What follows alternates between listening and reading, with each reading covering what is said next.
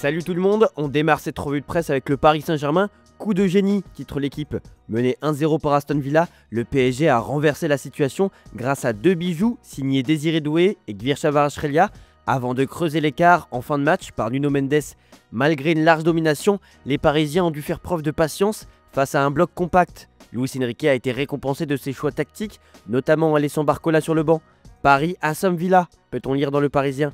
Pour le média, Aston Villa l'a joué façon boîte de conserve, difficile à ouvrir, mais une fois que c'est fait, le festin peut commencer. Ce fut le cas en seconde période, où tout s'est accéléré.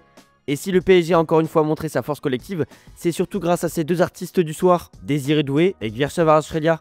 C'est tout d'abord la naissance d'un crack en ce qui concerne le français, la métamorphose d'un virtuose surenchérit le parisien. Mais c'est aussi un duo qui a conquis l'Europe. Dans Sport, la prestation des deux joueurs a désarmé Aston Villa.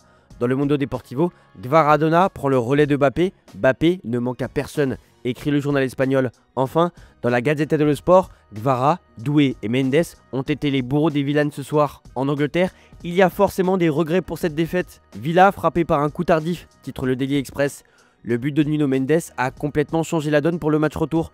Pour le Daily Mail, le 2-1 était un score encourageant qui aurait permis à Aston Villa de rêver pour le match retour. Les Anglais ont plié face à une équipe parisienne flamboyante, portée par un duo Doué-Kvaratskhelia étincelant. Ces deux buts du PSG étaient fabuleux, d'une puissance à couper le souffle. Ils ont résumé la façon dont l'équipe de Luis Enrique a abordé ce match. Il y avait tellement de conviction dans leur jeu offensif. Ils ressemblent à une équipe qui ne veut pas se laisser faire cette saison, écrit le média anglais. Le retour à Birmingham s'annonce compliqué, le PSG a pris une option claire. Le PSG a laissé filer une avance de 4 buts contre Barcelone il y a quelques années, mais c'était une équipe de Barcelone qui avait Lionel Messi. Et c'est une équipe du PSG qui a l'air tout simplement irrésistible. Dans l'actu anglaise, les fans de Liverpool vont se réjouir de cette nouvelle. Nous vous l'avions annoncé en exclusivité, et c'est en train d'être confirmé. Mohamed Salah est sur le point de prolonger son contrat avec Liverpool pour 2 années supplémentaires, mettant fin aux rumeurs persistantes d'un départ vers l'Arabie Saoudite. Malgré la politique du club de ne pas étendre les contrats des trentenaires, l'Égyptien fait figure d'exception. Virgil van Dijk devrait également prolonger, après avoir laissé entendre qu'une décision était imminente. En revanche, Liverpool pourrait perdre Trent Alexander-Arnold en partance pour le Real Madrid. À la veille du quart de finale de Ligue Europa entre Manchester United et Lyon, Nemanja Matic a déclenché une vive polémique en qualifiant André Onana de l'un des pires gardiens de l'histoire du club. L'ancien Red Devil a critiqué les propos d'Onana qui s'était montré trop confiant face à Lyon. En réponse, le gardien camerounais a rappelé qu'il avait soulevé des trophées avec United, contrairement à Matic. Dans l'autre choc de la soirée, il y avait aussi le FC Barcelone qui a déroulé contre Dortmund. Quel festival, titre Sport. Une victoire 4-0 et une option sérieuse pour les demi-finales. Rafinha, Lewandowski et Lamine Yamal ont chacun brillé, inscrivant un but et se montrant décisif. Le collectif catalan, parfaitement orchestré par Hansi Flick, a dominé de bout en bout. Rafinha a été exceptionnel, auteur d'un but et 2 passes décisives. Le Brésilien totalise désormais 19 contributions décisives en Ligue des Champions, égalant la meilleure saison de Messi en 2011-2012. Lewandowski, lui, a inscrit un doublé et approche les 100 buts sous le maillot blaugrana.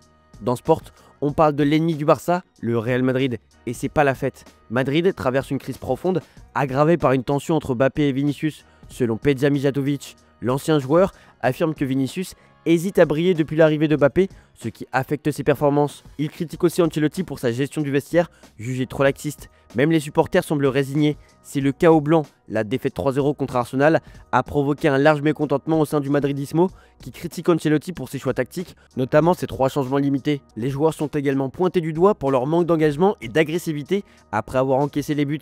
Carlo Ancelotti semble avoir perdu le contrôle de son vestiaire, comme en témoigne la débâcle contre Arsenal. Des tensions avec des cadres comme Vinicius, Camavinga ou Mbappé révèlent une cassure dans le groupe. L'Italien, autrefois maître dans l'art de gérer les égos, ne parvient plus à imposer son autorité. Le manque d'énergie et d'engagement des joueurs renforce cette impression de fin de cycle. Malgré un contrat jusqu'en 2026, le successeur d'Ancelotti est déjà tout trouvé. Paco González, célèbre journaliste espagnol, a dévoilé une petite bombe à l'antenne de la Cadena Copé. Il révèle que le Real aurait déjà signé Xabi Alonso pour cet été. On part en Allemagne avec Thomas Müller. Malgré ses 35 ans, il continue de briller avec le Bayern Munich. Lors du match contre l'Inter Milan en Ligue des Champions, il a marqué son 57e but dans la compétition, mais le Bayern a perdu 2-1.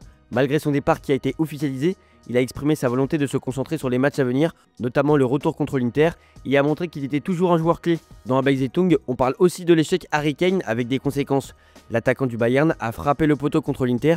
Que se serait-il passé si ce tir de l'Anglais, à la 26e minute, qu'il a transformé 9 fois en 10 tentatives à l'entraînement, était entré dans le but et non sur le poteau? Ces pensées sont sûrement encore dans la tête de Kane. Cela ne m'arrive vraiment pas très souvent, mais c'est la vie d'un attaquant. Parfois, cela arrive, avait déclaré le joueur. Et celui qui a remporté la bataille des numéros 9 ce soir-là, c'est Lautaro Martinez. Le Corriere dello Sport met à l'honneur l'attaquant argentin sur sa une. Lautaro Martinez, véritable leader de l'Inter Milan, incarne le football total avec des performances impressionnantes.